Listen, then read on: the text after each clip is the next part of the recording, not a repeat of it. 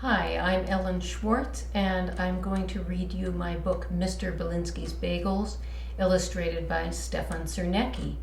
Mr. Belinsky is based on my grandfather, and even though my grandfather Joe was not a baker, he was actually a plumber, he had a very kind heart like Mr. Belinsky.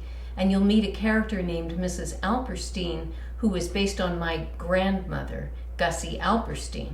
And when Mrs. Alperstein says, "I'm telling you," that was my grandmother.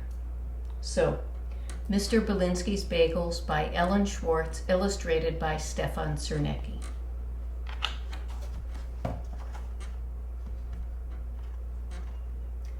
Mr. Belinsky made bagels. Bagels were all he made. He didn't make pies, he didn't make cakes, he didn't make donuts or muffins or gingerbread. He just made bagels, poppy seed, onion, and pumpernickel bagels, and he sold them in his shop called Belinsky's Bagels. Mr. Belinsky's son Victor said, "Pa, why do you make only bagels? Why don't you make cinnamon rolls, or butter rolls, or jelly rolls?" Mr. Belinsky answered, "Should a doctor fix leaky pipes? No. Should an opera singer take care of sick dogs? No. Should Belinsky make fancy cakes? No. I make bagels. Bagels is what I make. And that's that." Such bagels, so delicious.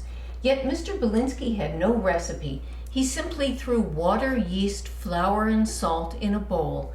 As he kneaded, his fingers felt the secrets of the dough. "The recipe," he said, "is in my hands."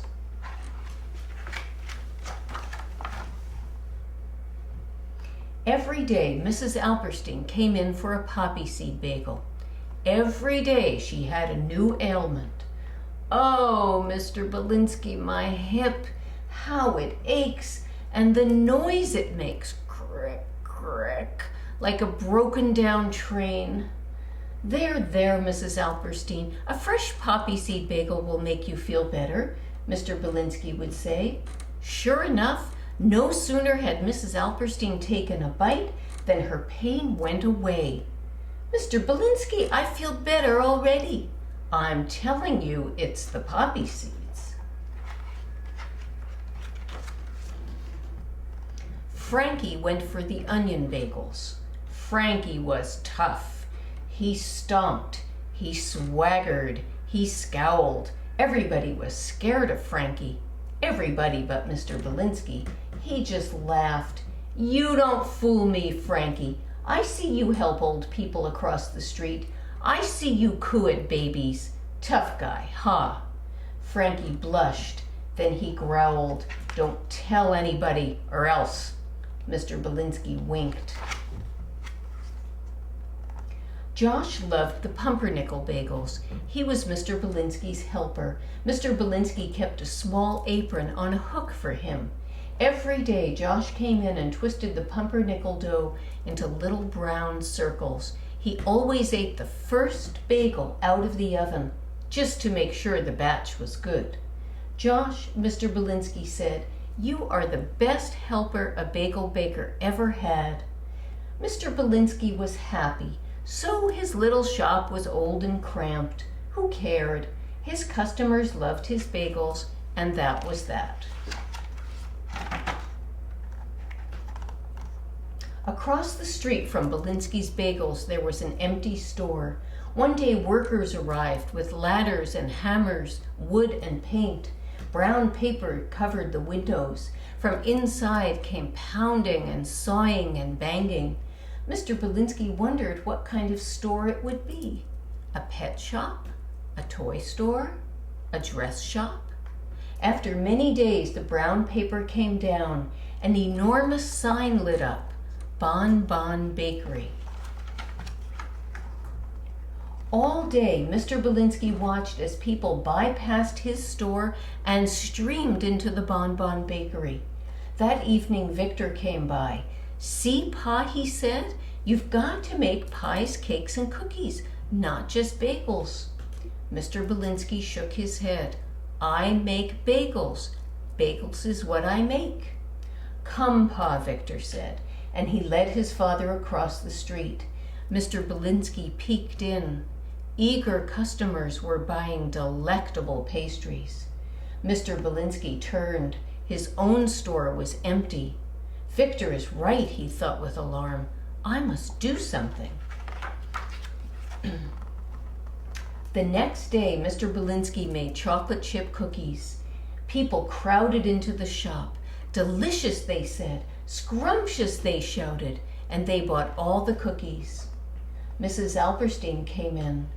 Oh, Mr. Belinsky, my elbow, how it aches. Give me a poppy seed bagel, quick. Mrs. Alperstein, you see, too busy. I have no poppy seed bagels today. Excuse me, Mr. Belinsky? I didn't hear so good. I thought you said there were no poppy seed bagels. Mr. Belinsky hung his head. Mrs. Alperstein left, moaning. Mr. Belinsky felt terrible, but what a success the cookies were. Soon Mr. Belinsky was baking oatmeal cookies and blackberry tarts, pecan pies, and apple strudel. His happy customers bought everything. Mr. Belinsky was proud. Belinsky's bagels had never been so popular. Popular and crowded and noisy and busy. Frankie came in. The onion bagel bin was full of eclairs. Mr. B, what's with the gooey stuff? Where are the onion bagels? Sorry, Frankie, no time. No onion bagels? No onion bagels. A tear spilled down Frankie's cheek. Quickly he wiped it away. Then he stomped out. Oh dear, Mr. Belinsky said. Next, Mr. Belinsky bought machines, egg beaters and pastry puffers and cake decorators, whipped and puffed and whirred. Meringues and muffins and macaroons spilled out of the ovens. Look how much money I'm making, Mr. Belinsky said. But every night when he counted the money, his hands felt as though they were missing something. But he couldn't remember what. One day Josh came in. He put on his apron, but there was no pumpernickel dough. Mr. Belinsky was frosting a grand chocolate cake. Mr. Belinsky, no pumpernickel bagels? Mr. Belinsky's face turned red. No pumpernickel. Onion? Josh said. No onion. Poppy seed? No poppy seed. No bagels? There was a pause. No bagels. But Mr. Belinsky, Josh said, you make bagels. The entire store fell silent. Josh threw down his apron and ran out the door. Mr. Belinsky stood there red-faced. Then he said, Belinsky's Bagels is closed. Mr. Belinsky chased all the customers out the door. He tossed out the new machines. Then he took out his old mixing bowl. Was it this much water, he asked himself? How much yeast?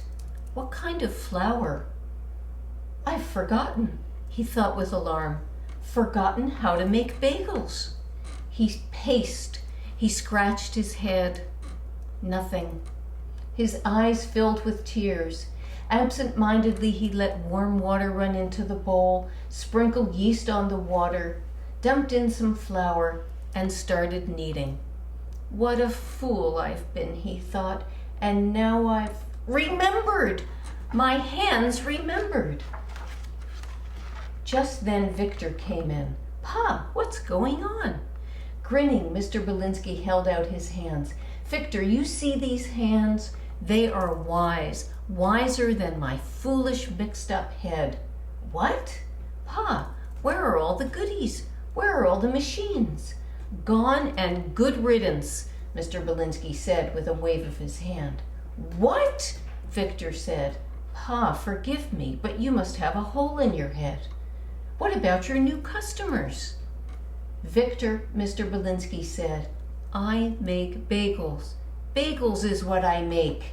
And he laughed. The next morning, Mr. Belinsky welcomed his 3 loyal customers into Belinsky's Bagels. A poppy seed bagel for Mrs. Alperstein to cure all aches and pains. An onion bagel for my favorite kind-hearted tough guy. And a pumpernickel bagel for the very best bagel baker's helper. Just then Victor arrived. "Victor," Mr. Belinsky cried, come in, have a bagel." Victor grinned. He hugged his father. "Don't mind if I do, Pa," and he bit into a fresh bagel.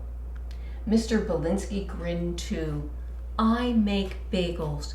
Bagels is what I make, and that's that."